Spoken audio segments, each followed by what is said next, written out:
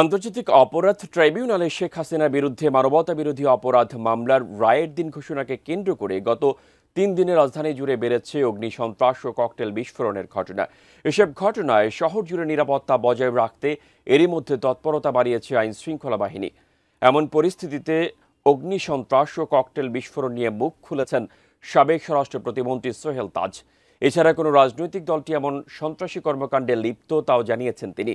বিস্তারিত জানাচ্ছেন শেখ ফরিদ।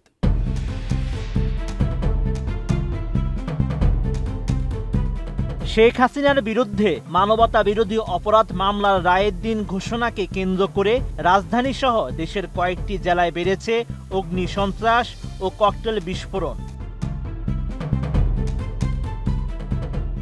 12 নভেম্বর সহ 3 দিন ধরে অন্তত 13টি বাসে অগ্নিসংযোগ ও বিভিন্ন স্থানে ককটেল বিস্ফোরণের ঘটনা ঘটেছে।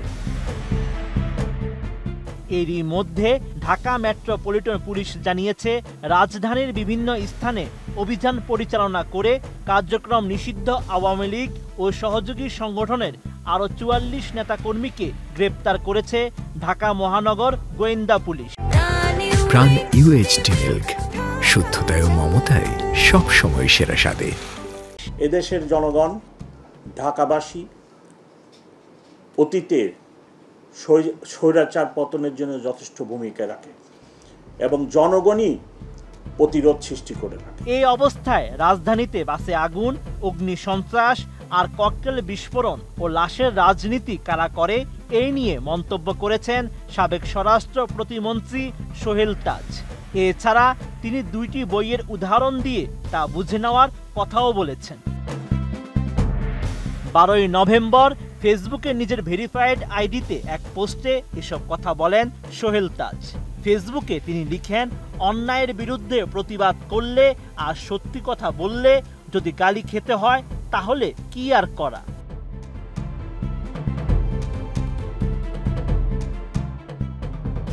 সোহেল তাজ আরও লিখেন, সাবেক প্রধানমন্ত্রী শেখ হাসিনা স্বৈরাচারী মাফিয়া শাসনকালে ঘটে যাওয়া হত্যা, গুম, খুন, দুর্নীতি, টাকা পাচার, গণতান্ত্রিক শাসন ব্যবস্থা ধ্বংস করা, জনগণের ভোট অধিকার কেড়ে নেওয়া, বাংলাদেশের স্বার্থ বিসর্জন দিয়ে প্রতিবেশী রাষ্ট্রকে একচ্ছত্র আধিপত্য বিস্তার করে দেওয়া এবং পরিশেষে নিজ দেশের ছাত্র জনতার উপর গণহত্যা চালানোর কারণে যদি প্রতিবাদ করে সত্য কথা বলে গালি খেতে হয় তাহলে লজ্জাটা আসলে কার?